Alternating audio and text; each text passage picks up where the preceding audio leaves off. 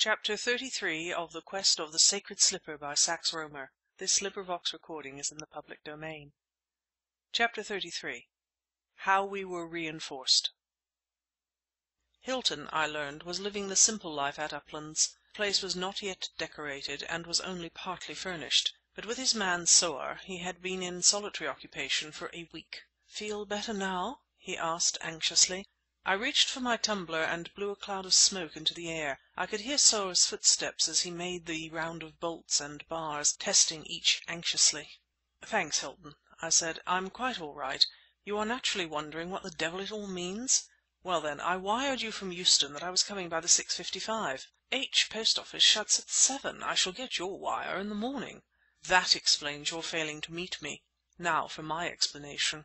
Surrounding this house at the present moment," I continued, "are members of an Eastern organization, the Hashishin, founded in Khorassan in the 11th century and flourishing today." "Do you mean it, Cavanagh?" "I do. One Hassan of Aleppo is the present Sheikh of the order, and he has come to England, bringing a fiendish company in his train, in pursuit of the sacred slipper of Mohammed, which was stolen by the late Professor Deeping. Surely I've read something about this?" "Probably. Deeping was murdered by Hassan. The slipper was placed in the Antiquarian Museum—" "From which it was stolen again!" "Correct. By Earl Dexter, America's foremost crook. But the real facts have never got into print. I am the only pressman who knows them, and I have good reason for keeping my knowledge to myself. Dexter is dead.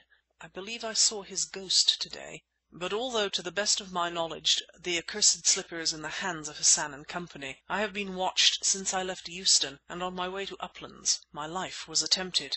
"For God's sake! Why?" "I cannot surmise, Hilton. Deeping, for certain reasons that are irrelevant at the moment, left the keys of the case at the museum in my perpetual keeping. But the case was rifled a second time." "I read of it!" "And the keys were stolen from me. I am utterly at a loss to understand why the Hashishin—for it is members of that awful organization who without doubt surround this house at the present moment—should seek my life, Hilton. I have brought trouble with me." "It's almost incredible!" said Hilton, staring at me. "Why do these people pursue you?" Ere I had time to reply, Soar entered, arrayed, as was Hilton, in his night attire. Soar was an ex-dragoon and a model man. "Everything fast, sir," he reported. "But from the window of the bedroom over here, the room I got ready for Mr. Cavanagh, I thought I saw someone in the orchard."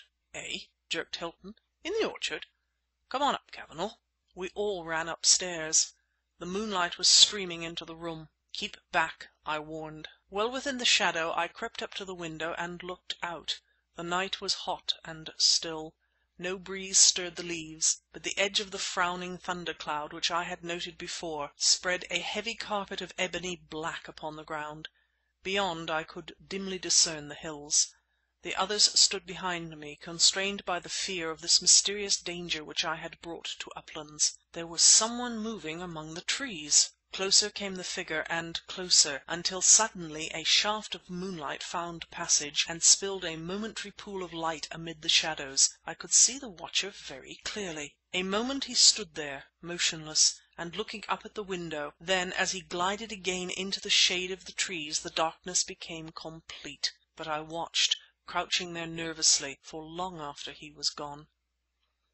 "For God's sake, who is it?" whispered Hilton, with a sort of awe in his voice. "It's Hassan of Aleppo," I replied. Virtually the house, with the capital of the Midlands so near upon the one hand, the feverish activity of the Black Country reddening the night upon the other, was invested by fanatic Easterns. We descended again to the extemporized study. Soar entered with us, and Hilton invited him to sit down. "We must stick together tonight," he said. "Now, Cavanagh, let us see if we can find any explanation of this amazing business. I can understand that at one period of the slipper's history you were an object of interest to those who sought to recover it. But if, as you say, the Hashishin have the slipper now, what do they want with you? If you have never touched it, they cannot be prompted by desire for vengeance." "I have never touched it," I replied grimly, "nor even any receptacle containing it."